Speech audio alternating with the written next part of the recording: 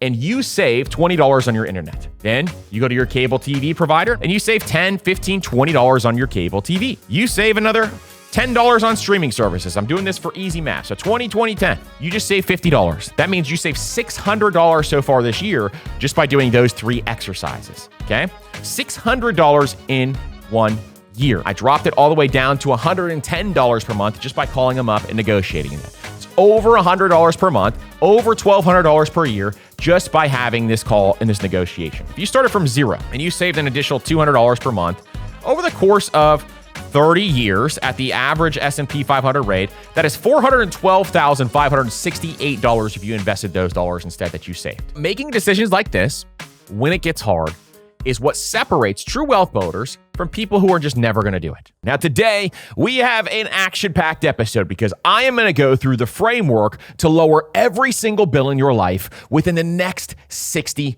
days. Now, in this framework, my goal is to go through 8 different weeks where each week you are doing some very specific activities so that you can lower your costs over time. Now, this is going to be a very important component to this list, is that once you start to lower costs in some of these areas, I want you to utilize what we call the CIA method. Because the number one thing that happens for most people is that when they cut back on something, when they cut back costs on a subscription, or when they cut back costs on their insurance, they usually do not identify where those dollars need to go. And so what happens is that money goes into your checking account, it just gets commingled with everything else, and then you just waste it on something else. I don't want you to waste these dollars. We don't cut back money in order to just waste them on other things and consume other things. Instead, what we want to do is direct those dollars towards things that we actually value. That is why we spend our money, is so that we can put it towards things that we actually value. So we're going to cut back on things that we don't value, take those extra dollars and put them towards things that we do value. Now, maybe you value something like your retirement accounts and you haven't really been saving for retirement. You want to get more money in your retirement accounts, or maybe you want to save up for your emergency fund, or maybe you want to save for that family vacation this summer, or you're saving for a wedding. It doesn't matter what it is, but when we cut back, we need to make sure that we are identifying where those dollars are going to go. And so here's how the CIA method works for those who are new to this show, is you cut back, meaning you cut a specific item. Let's say you cut back on your Netflix subscription. You get $20, okay? Let's say you have $20 back in your pocket. Then you identify where you want that $20 to go, and then you automate it towards whatever that goal is. So let's say you save $20. You want to put an extra $20 into your brokerage account, okay? So you're going to cut back that $20. You're going to identify, okay, this needs to go to my brokerage account, and then you're going to automatically transfer that money every single month, that $20, into your taxable brokerage account. That is exactly how this works. It is just a very simple system that allows you to redirect dollars towards your actual values. It's very easy. So we're going to go through how to lower every single bill in your life. We're going to go through every area of your life in the next 60 days. And the structure is an 8-week structure where we're going to go through everything from your subscriptions, your utilities, your insurances, your auto payments, your rent, your transportation costs, to family and kid bills, and everything else in between. There's a ton of stuff in this episode. And if you want us to create this framework in a free guide, let us know and we'll send that over. All right. So without further ado, let's get into it. All right, so week 1 is going to be the initial audit. Now, this is a very important week because this is going to help us develop a plan to cut back as much as we possibly can. Because once we start to cut back on specific items where we spend too much, we can take those dollars and put them towards our financial freedom and start to build wealth for ourselves and our families. And so this is going to be a huge, huge win for a lot of you out there. So we have a couple of goals when it comes to week 1. One, we want to see what is everything we are paying for currently. What is every single dollar that is leaving our hands? Our hard-earned dollars are leaving our hands and going out somewhere else. We need to know where we are putting those dollars. 2 is we are going to cancel what we don't use. If there are things out there that is just low-hanging fruit, we know we don't use it, we've needed to cancel it for the last couple of months, we need to cancel that. And then 3, we need to set the stage for negotiations. Some of this stuff, we're going to be negotiating to get lower rates, and I'm excited for you because those are where you can save the most. You can save hundreds of dollars per month just by learning how to negotiate some of this stuff. Okay, so here's the steps that we're going to start with, okay? Is number 1, I want you to download the last 3 to 6 months of bank and credit card statements. Now, if you pay insurances every 6 months, for example, I want you to go back all the way 6 months. Or if you pay specific bills every 6 months, then you need to go 6 months. If you pay things monthly or quarterly, then you can go back 3 months and you should be okay. Now, if you really want to nail this, I'd go back 6 months just to be safe, okay? And what I want you to do is do a couple of different things. You can either get 3 different color highlighters, or you can just get out a pen and make a note note on these things. We're actually printing these out. You don't have to print them out. You can do this on your phone and kind of write with your phone. If you have an iPad or with an Apple Pencil or something like that, you can write with that, or a tablet, whatever else. And I want you to look through your recurring charges, okay? And I want you to highlight in 3 different ways. One is cut now, meaning this needs to get out of my life. I don't use it enough. It doesn't bring me any value. I need to cut this back now. 2, and this is a second color. Typically, I take 3 colors highlighters, and each one is a different color.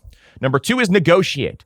This is a bill that I want to go to this actual provider and start negotiating this bill. I need to have this bill. Maybe it's insurance. Maybe it's my rent. It doesn't matter what it is, but I need to go back and I want to negotiate this bill. Cable, cell phone service. Those are big ones also that most people need to negotiate. So even if you are looking at this and saying to yourself, well, I don't know if I can negotiate this, you can negotiate anything in this life.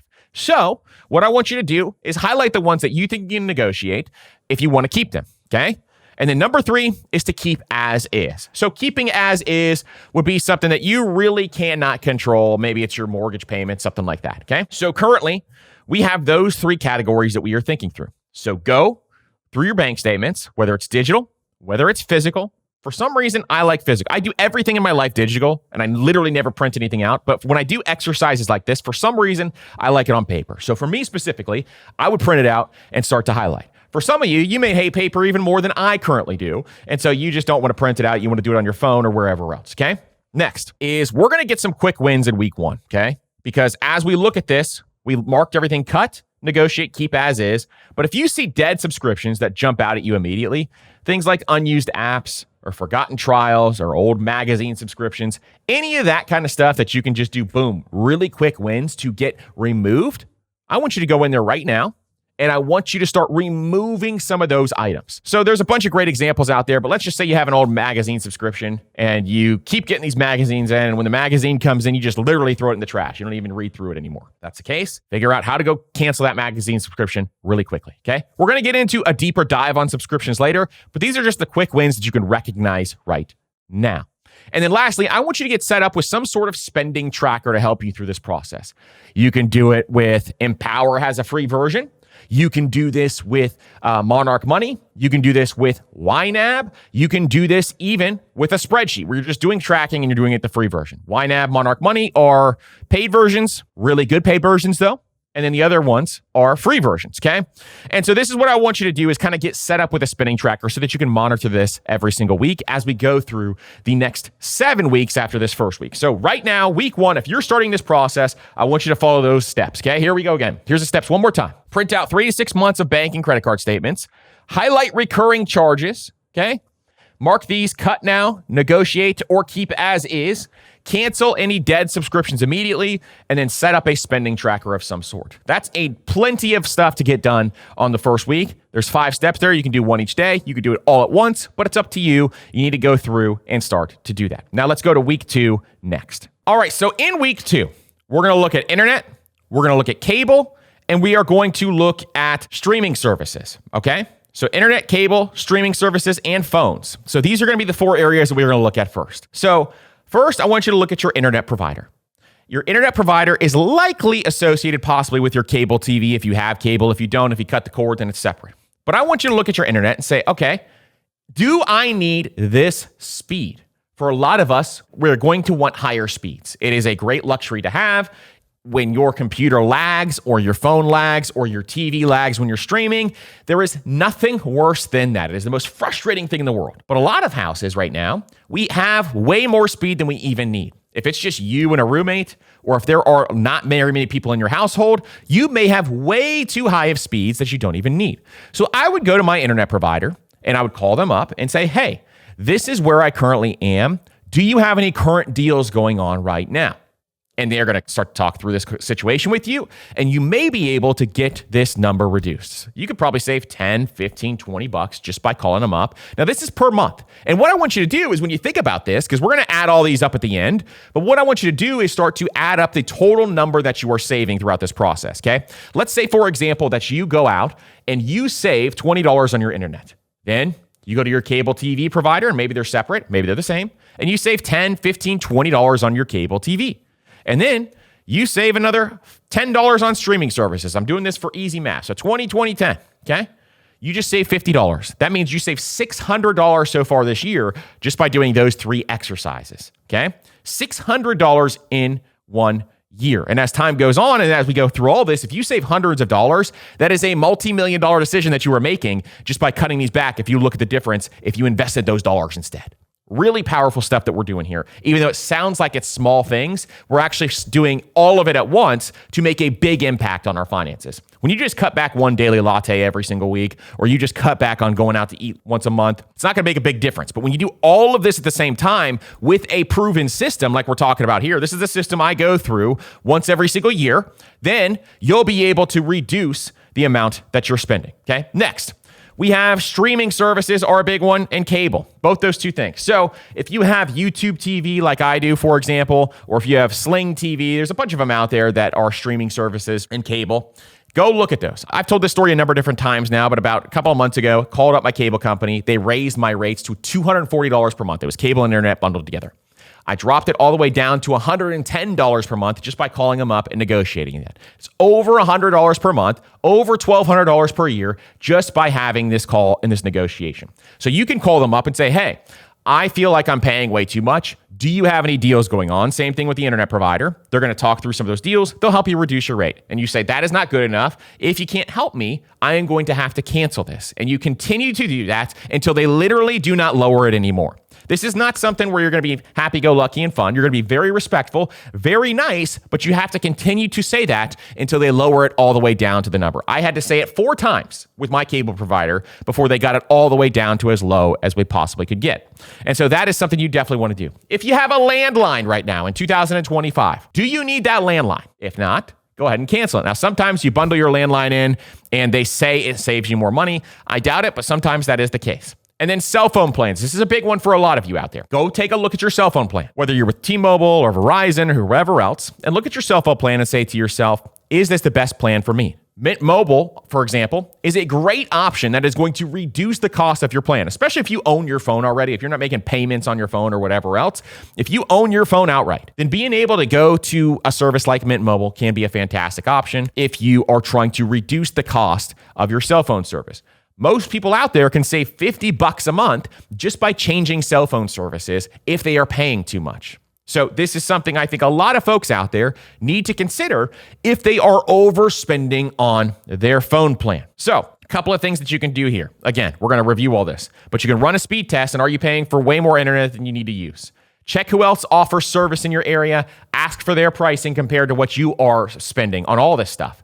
Review streaming overlaps. So are you paying for YouTube TV and you have some sort of cable TV subscription as well? Well, that's going to be an overlap. You need to look into that. Here's a couple of extra things that you could do. One is see if you can bundle internet and cable together. That may help you. You can also bundle internet, cable, and cell phone service sometimes, and that may help reduce your costs. Drop any premium channels that you don't watch. If you're like me, the only cable I watch is sports. So the only thing that I will watch on TV is live sports. Specifically, I watch a lot of the NFL, a lot of the NBA, a lot of golf, a lot of those types of things.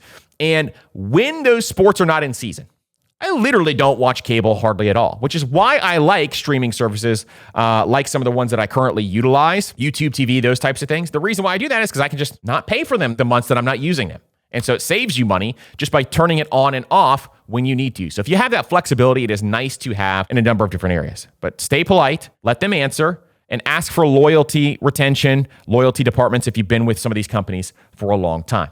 But making sure you negotiate on all these different things is going to be really, really important. Now, we are developing what is called Master Money Academy. In Master Money Academy, we're going to actually have lessons on exactly how to do this. And when we talk through that, it's going to be our community where we are going to teach you how to build wealth in this community. It's going to be a bunch of people who want to be wealth builders or who are wealth builders who are going to be building wealth together. And in this community, we're going to be talking through scripts and everything you need to be saying to each of these providers. Really excited about that. And it's going to be something that is going to be really, really cool. So if you want to sign up for the wait list for the Master Money Academy, by the way, we have that coming up here soon. We're going to have a page coming up for Master Money Academy. We will link that up down below if you want to be on that wait list. We're going to actually test it out with a beta group. And so we're working through that now so that you guys can have that available coming up. So that is week 2. It's internet, cable, streaming, phones. Those are the big ones that I want you to think through. And week 2 is going to be one where you're going to work through each and every single one of those so that you can actually get this done. Now, let's go to week 3. All right, so week 3 is going to be utilities and home services. So this list can get long depending on what you do, but there are going to be a number of different things that I want you to think through as you start to review some of these bills. Number 1 is electricity. Now, electricity is one of those bills there's not much you can do except for focusing on some efficiency things. And when it comes to some of that stuff, when it comes to electricity, I would think through getting an energy audit, meaning you can call up your specific company. They will come and do an energy audit and say, hey, this is the kind of stuff that's sucking out a ton of energy. Maybe it's your AC unit. Maybe it is the types of light bulbs you have, if you have old light bulbs, or maybe it is, some specific appliances that you have. You want to know kind of where the major usage is coming from, and any vampire devices is what a lot of them call that, is thinking through that. You can also set up like making sure you have smart thermostats, setting up those thermostats in a way that becomes more efficient. I am the type of guy who likes to have their house freezing cold. I am always hot. I run really, really hot. And so my house is always freezing cold. I don't know about you. This may be hot or cold to you. I keep my house normally like around 72 during the day, which is not freezing cold, but some people think it is. Like when my parents come to my house or my in-laws come to my house, anytime they come, they say my house is absolutely freezing. They're from the baby boomer generation. And so they always think our house is freezing. And then I sleep at night at 69. And that's how I keep my house. That is something that I truly, truly value. I'm not changing that. That is not something I'm ever going to change. And so that is one of those things where I'm not willing to change. Some of you may not be either, but if you are willing to be making some shifts there, then making adjustments to thermostats, lighting, that type of stuff can help you. Looking into gas, heating, and oil. So I'm from Florida. I have not had a ton of experience with heating. We barely ever turn our heat on, but that could be another big thing. I do have gas at my house. We do have gas lines for our stove, things like that. And my gas bill is so low that I don't think there's much else I can do on that. I think it's $30 a month, something like that.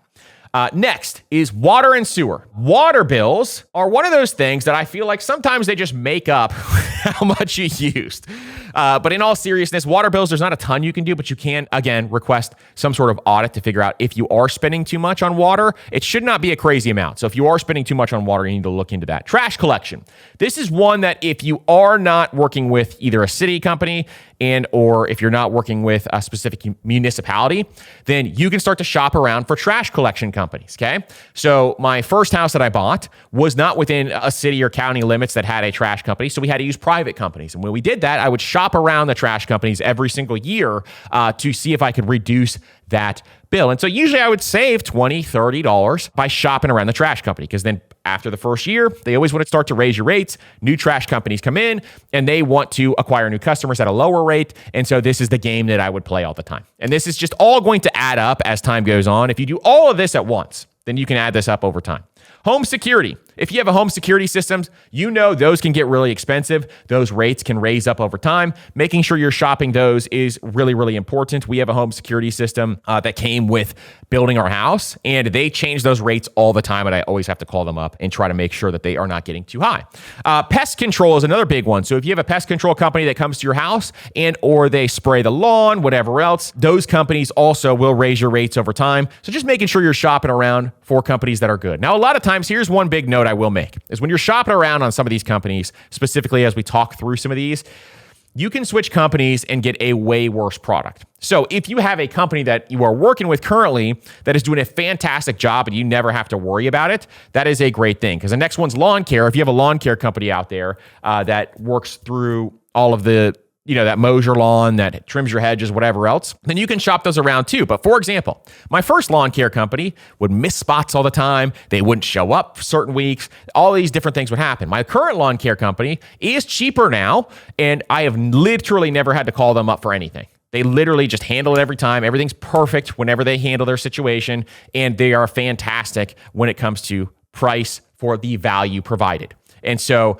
that is something to think through too. If you have a company who you really never have to worry about and they do an amazing job, sometimes it's not worth switching because of the stress or the amount of time that you have to spend managing that company. And so that is one that I would think through as you start to go through. So pest control, lawn care, and house cleaning. If you have house cleaners, just shopping that around is worth it too. You could save $50, $100, $150, $200, and really, over time, that can really add up. But again, if you have really good house cleaners that you trust to be in your home, that is not something always to change. But just review the past 12 months on these, note for seasonal spikes or anything like that, and think through some of these big utility and home services bills, because all of those really, really will matter. So the ones that you can control, again, are trash collection, home security, pest control, lawn care, house cleaning, anything else that you have at your house, maybe any, regular maintenance that comes to your house or whatever else. Those are big, big deals. Like, for example, our AC unit we run, like I just told you, 69 at night all the time. We run it really hard on our AC units. And so, I get a service to come out every single year to make sure they do maintenance. It's actually every 6 months. So things like that. Those are things that you definitely want to continue to note and review on some of those seasonal spikes. Even the companies, like if you have a water softener that deliver the salt for your water softener, if you do that, or if you go out and buy it, you can kind of review those types of things as well.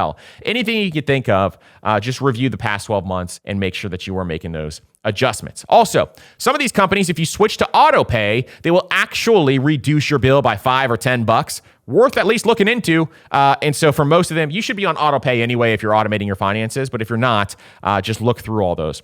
And then again, keep asking for those energy audits every year. Many utility companies will offer it just so they can see what's going on. And you can call up some of these companies and say, hey, I want to review my plan. Are there any rate plans or efficiency programs that I'm missing out on? And sometimes they can help you lower your bill. So talk to them. You could talk through this with the power companies and the utility companies. They can help you try to become more efficient. And so a lot of them will offer that service, and it is something that I think is pretty useful at times. I've also done it at times and they didn't help me at all. So it just depends on where you are located and some of the stuff that goes on there. But again, let's think about this for a second. So we just went through the first 3 weeks. Let's just say, for example, that you saved yourself $100 or $200 every single month. Now, let's just look at where that would land if you did that, okay? If you started from zero and you saved an additional $200 per month over the course of 30 years at the average S&P 500 rate, that is $412,568 if you invested those dollars instead that you saved over 30 years. Let's look at it over 40 years because this is going to be a lot bigger of a number.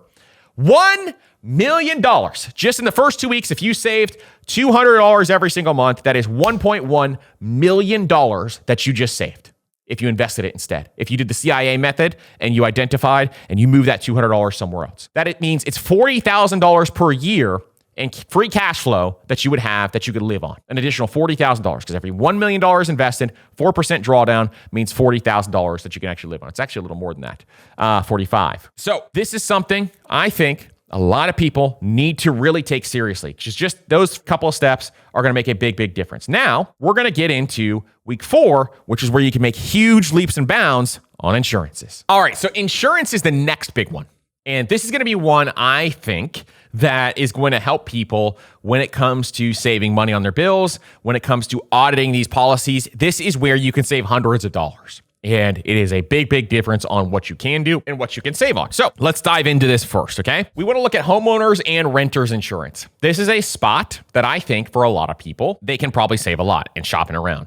If you are someone who is like bundling together your insurance with, let's say, for example, you're with State Farm, okay? And you have your homeowner's insurance there, or your renter's insurance there, but you've also got it like packaged together with your auto insurance, and they're all just kind of thrown in. You just know the person, and you've been with them forever, and you never shopped it around. That is a mistake, my friends. You need to shop around your policies. So a couple of things that you need to do if you want to save money is I would find an insurance provider in your local area who can go to different companies. So for example, my specific insurance person, he is a longtime friend of mine, but he goes out and he can actually shop my policy to a bunch of different companies when it comes to homeowners, when it comes to auto insurance, all those different things. Whereas if you go to a specific agent somewhere like State Farm or Allstate, they got to utilize only the State Farm options that you have. But if you go to someone who can go to a bunch of different companies out there and making sure they're reputable companies, obviously, but they can shop your policy around. In fact, for example, my homeowner's policy is usually a different company every year because he's shopping it around to find the lowest rate for the maximum of what I actually need at my house. And so he does that all the time, every single year, and it switches every single year. I can't keep track half the time on who has my policy currently, but it is a great way to save money. Secondarily, Auto insurance is the same thing. Your auto policy, I want you to look at a couple of different things. First, making sure you're not overinsured on your auto policy. So you could do this in a number of different ways, but you could talk to your agent about your auto policy and what you're insured. You can double check by running your policy through something like ChatGPT and saying, hey, this is my income, this is my situation, this is my vehicle, and give it all the information it needs. And it will spit back to you and let you know, hey, you're probably overinsured here, or you might be underinsured. For a lot of folks out there, especially if you're building wealth or you have a lot of wealth, you could be underinsured on your auto policy, because if you get in an accident and they sue you, the last thing you want is to be underinsured and then you're paying money out of pocket for any reason whatsoever because they figure out you have some wealth or you're building wealth, those types of things. So you could be under or overinsured, but just making sure you audit this once a year is worth the time and energy.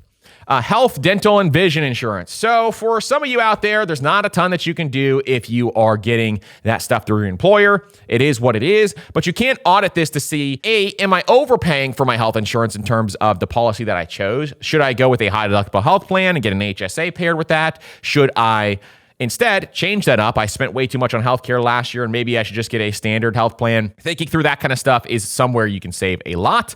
And then looking at your life insurance policy. If you're young, and you bought a life insurance policy that you think you're spending way too much every single month on. Let's say, for example, it's not a term policy, because term insurance is the lowest you can get on life insurance. That's what we have here.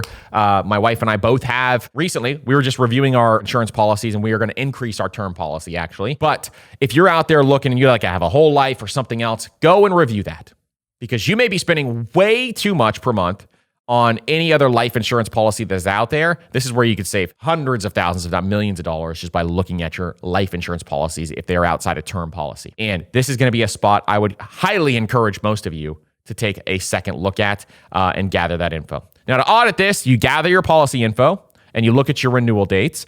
And then you compare online quotes. So you can even do this with a bunch of different places. Like our favorite place, for example, on your life insurance policy is obviously Policy Genius. They are fantastic. That's where I got my policy from, and they are really, really good. And then check on your coverage levels. Too much? Is it redundant? Is there a ton of overlap here? Can you bundle these policies together if you like your provider and save some money there? That is another thing that you can do if you want to. Now, if you have a big emergency fund, you can raise your deductibles if you have a really large emergency savings and you are happy with that.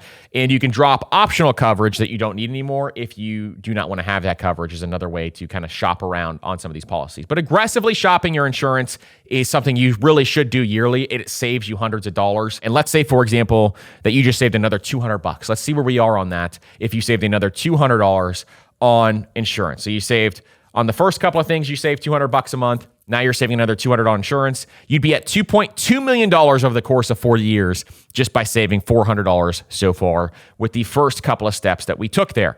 And so that is a big, big deal. Now we're going to get into week 5, which is debt and loans. So if you are in debt, and this may not be everybody, but then you're going to utilize week 5 for your debt and loans. If you're not in debt, then you can move to week 6, which is next, and move that up to week 5. But if you're in debt, maybe you have credit card interest, maybe you have personal loans, maybe you have student loans, all these different things, we are going to do a big audit here. This is another place that you could save hundreds of dollars just by looking at some of this stuff and making sure that we make adjustments here. Let's look at credit card interest first. Now, for those of you who are in credit card debt, and maybe you don't know this, but you should know this, tough love here, but you should know this, is that your interest rate on credit cards is really, really high.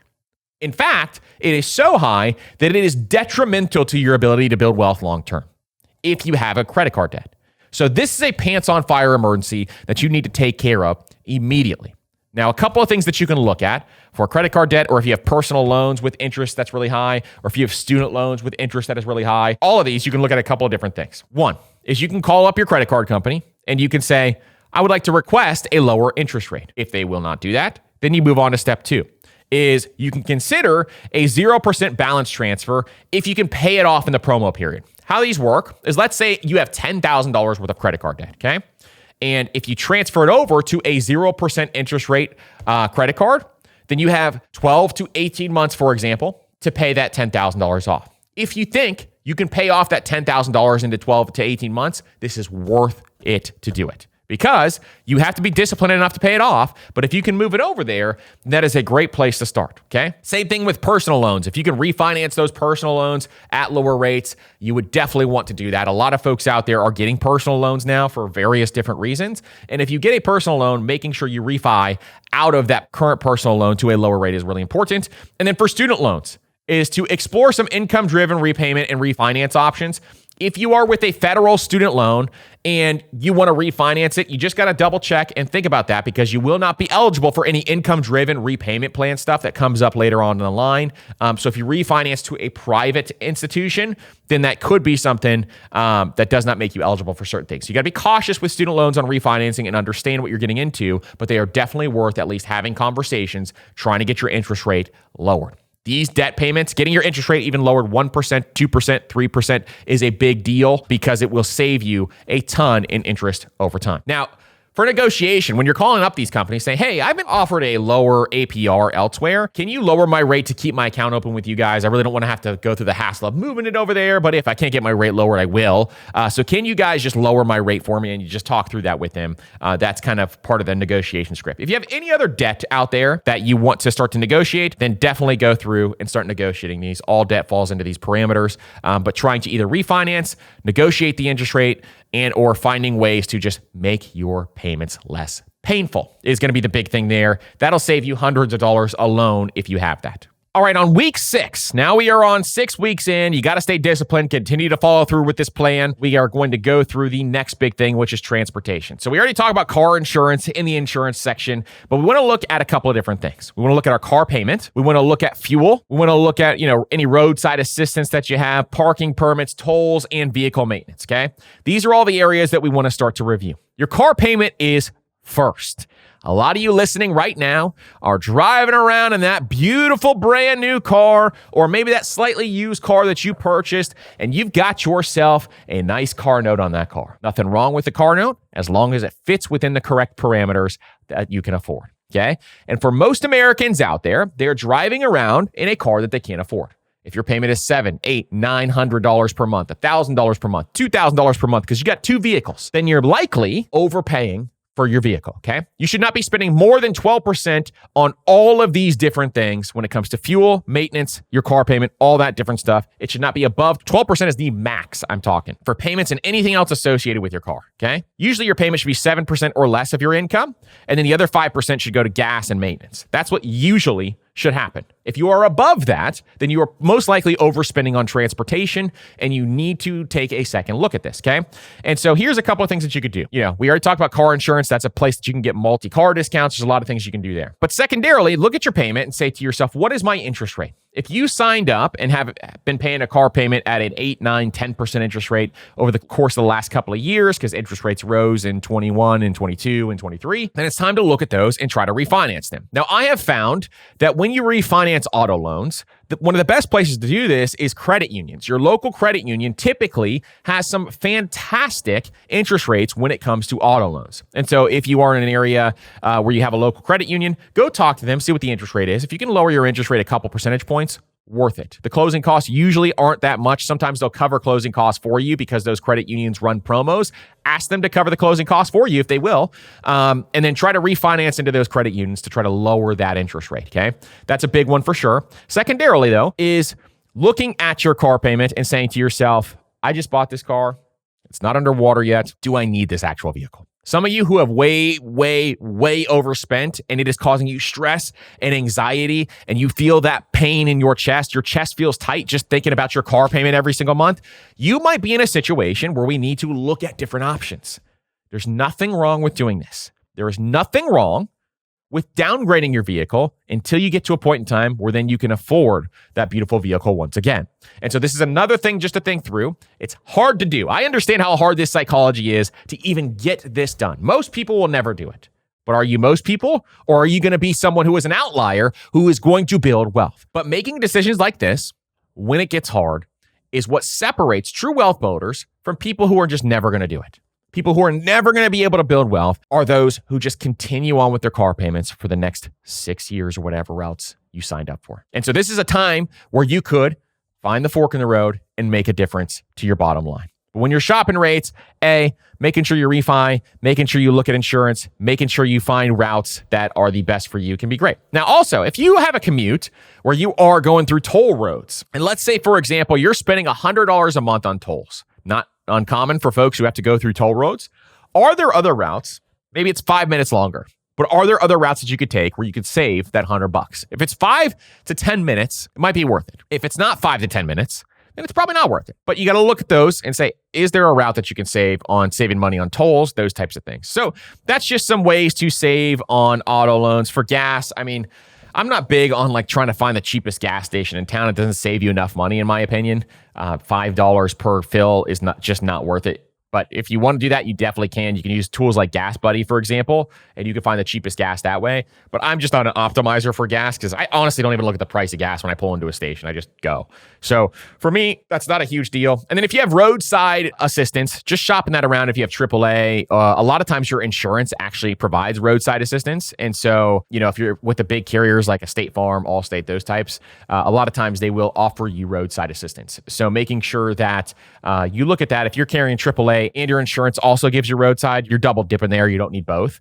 So just take a look at that if you are doing that. All right, next, we're going to look at housing, subscriptions, and lifestyle. All right, so first, we're going to look at subscriptions and lifestyle. And I'm also going to look at housing if you rent, okay? Because you can also negotiate your rent. And we have an entire episode on how to negotiate your rent if you want to check that one out later on too. But I'll go through it some here. So first, let's look at lifestyle stuff. So this is week 7 that we are on. We're going to look at music streaming. We're going to look at books and audiobooks. We're going to look at hobby clubs. We're going to look at meal kits, grocery delivery, online courses, gaming, cloud storage, premium apps, and Uber Eats. All right, so for all of these subscriptions, look through your lifestyle subscriptions and list all of the digital subscriptions that you have. I want you to list them all out, okay? Every single one. You have those bank statements audited. Pull them out and cancel the ones that you don't use on a weekly basis, okay? If you have a bunch of subscriptions, you're like, well, sometimes I use that. If it's not on a weekly basis, you don't really use it, okay? Then check for duplicate services. Some people have. I've done this before. For example, when we first signed up for Disney Plus because our firstborn was able to start watching Disney, that kind of thing. I think I signed up and my wife both signed up for separate accounts. We didn't even realize it. We both just signed up for it.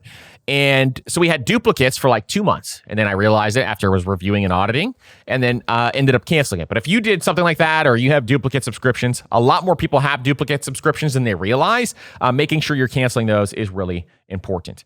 But list them all out. Cancel anything you don't use every week and then go from there. Also, you can downgrade. You can switch to ad-supported versions. If you have every subscription out there, let's say, for example, you have literally everything. You have HBO, you have Netflix, you have Amazon Prime, you have Paramount Plus, you have Peacock, you have all of it, YouTube TV Premium. Just go through it all and like say, if I downgrade it to the ad version, how much can I save? Maybe you could save $50 a month. It depends on what you can actually save. It may be worth it. And or if there are memberships you don't use, maybe you have some of them open for specific shows, pause them when you're not using them. It's very easy. Also, a lot of these services, if you go to cancel them, they'll offer you a discount for a couple of months, which I know people who do this, they optimize and they try to this is not worth my time half the time, but you can go in there and you could say to yourself, okay, I'm going to cancel Netflix and Netflix will offer you 2 months free to keep going. That kind of stuff. There's stuff like that all the time that happens if you want to really hack the system. Secondarily though, and this is the big one, is if you are someone who rents, you can negotiate your rent. And you want to do this like 60 to 90 days out before you actually have your lease come up. But I want you to keep this in the back of your head. And the reason why I'm sticking this into the same areas as the other one is not everybody rents. And secondarily, you need time for this to work out well. So check your end lease date and look for local listings to compare rent prices in your area. Okay. I have a whole episode deep diving into this, by the way. Research rental vacancy rates. And if there's higher vacancy rates, that means you have more negotiating power, meaning that, let's say, for example, you're in an apartment building. And if there's a bunch of vacancies in your apartment building, you have more negotiating power than you think because they don't want to lose you because they're already struggling to get new tenants into their apartment building. And so making sure that you look at that is a big, big step. Then check for rent increases and look for local tenant laws. You need to really, if you really want to do well on this, because you could save yourself hundreds of dollars a month. If you really want to do well on this, just understand kind of some of your local tenant laws in your area. And then start negotiating 60 to 90 days before your lease is up. because this is going to be where you can really have time to work through this with your landlord and point out your reliability. So you can point out your on-time payments, no issues, good tenant, you're not calling them all day and night. Then you can ask for a discount if you prepay for a couple months, and you can offer to sign a longer lease in exchange for a lower rate. Sometimes landlords will do this. Now, hard thing with negotiating your rent is if you are talking to someone who is just the manager and they don't have any power on the cost or what they are going to charge for your specific unit, then you need to make sure that you try to negotiate with a person going up to bat. If you're negotiating with an individual landlord who actually owns the property, and sometimes landlords will say they are the manager even though they're actually the owner, a little trick for you there. But sometimes they will say they are the manager, but you can start to negotiate with the right person and making sure you're talking to the right person. And then ask if you can downgrade units in the same building also, if your building has a bunch of different types of unit. Maybe you are at the top floor and those are more premium than ones that are lower down in the building. Maybe you can negotiate that way too and save yourselves a couple $100. And when we talk about that in an episode on how to negotiate your rent, I have a bunch of scripts and stuff that we go through as well. Also, if they won't lower your rent, you can ask for extra stuff. Maybe it's free parking, maybe it's free storage, maybe it's a reduced pet fee, maybe it's utilities included, but try to throw in extra things because there's always extra things they can throw in to see if you can at least save money on that area. Utilities included is a big one because you can at least reduce that cost specifically. And you're not spending so much on utilities. So all of these are things that you can do when it comes to rent and your housing. And then again, your mortgage is one where you can refi. So looking at your mortgage rate, if you're paying 8-9% right now, it's probably in your best interest to look at refinancing rates. I'm assuming in the next couple of months are going to drop, but the Fed is still waiting on what's going to happen with a lot of economic things currently. So we will continue to wait for that. But again, you can refinance your mortgage if it makes sense. You just got to weigh out the closing costs and if those make sense for how much you'd be saving. All right. The last one is week 8, where we're going to look at family, kids, rare bills, and a final sweep. All right. So for week 8, we're going to be looking at childcare. We're going to look at school fees. We're going to look at tutoring, extracurriculars, storage units, pet insurance, and a bunch of miscellaneous other things as well. So first, you need to review all your after-school activities. This could be basketball leagues. This could be, I'll just name off some stuff my kids are in, okay? Ninja, jiu-jitsu, basketball leagues, soccer leagues, baseball, t-ball. The list just literally never ends.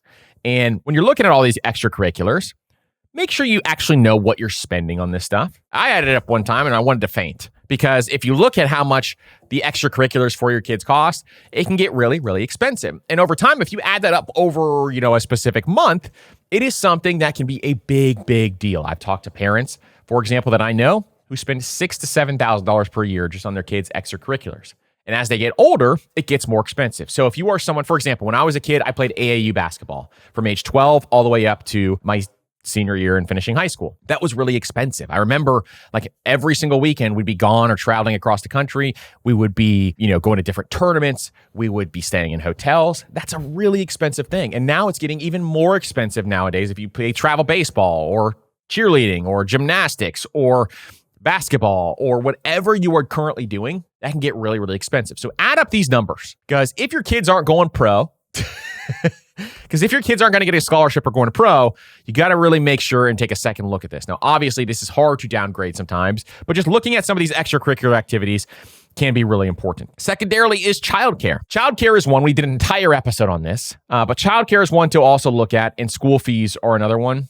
Childcare for most folks out there who have kids, I know this is a burden for you. I know childcare is tough. It is expensive. It is thousands of dollars per month, possibly, for some of you to have 1 to 2 to 3 kids in childcare because they aren't of age to go to elementary school yet. And it is really weighing, I think, on the average American, specifically millennials, where they have this student loan debt. They have housing at all-time highs. They have childcare they have to pay for. And it just keeps on mounting more and more and more. It is a tough thing to have to deal with. But it is one of those things that we can look at and maybe find a way to save a little bit on. Now, if your kids are at a place that you love and they're at a place where you know they are safe and you can rest, relax, there is no amount of money in the world that is worth saving to move them, in my opinion. But if they are somewhere where you're not really happy with in the first place, if you can find somewhere else that may be able to be better for them, then it's worth the spend or it's worth cost cutting if it is expensive where you currently are. Just think it through that. Tutoring is another big one for people. Look at your tutoring costs and say to yourself, are they really progressing here? If they're not, thinking about that. Any other extra stuff? So let's look at like storage units. If you have a storage unit and you have a bunch of junk in there and you don't ever open that storage unit and it's just been sitting there for 3 years, then it might be time to get rid of the stuff and get rid of the storage unit. That could save you hundreds of dollars per month. Sometimes I cannot believe how expensive storage units are now. They're like the same price as what rent used to be when you used to rent an apartment. Pet insurance is another one. Are you using pet insurance? Look at some of that extra stuff. And then miscellaneous annual passes. Maybe you have theme parks or zoos or all that different stuff that you're paying for.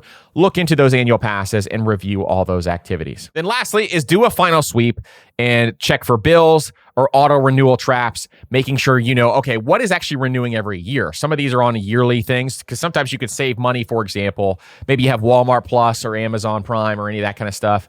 And you can save a lot more if you do this yearly. And so if you have a bunch of those kind of subscriptions, or if you have anything where you have to pay a lot more on a yearly basis, just do one final sweep through your bills, and then you've completed the 8-week, 60-day program. And listen, I hope you got a ton of value out of this episode. If you did, thank you so much for being here. I truly appreciate each and every single one of you. Our goal is to bring you as much value as we possibly can. And so we truly appreciate you investing in yourself by listening to this podcast, because that's exactly what you're doing when you listen to this show. Listen, thanks again for being here. I hope you share it with a family member, coworker, or friend, and we will see you on the next episode.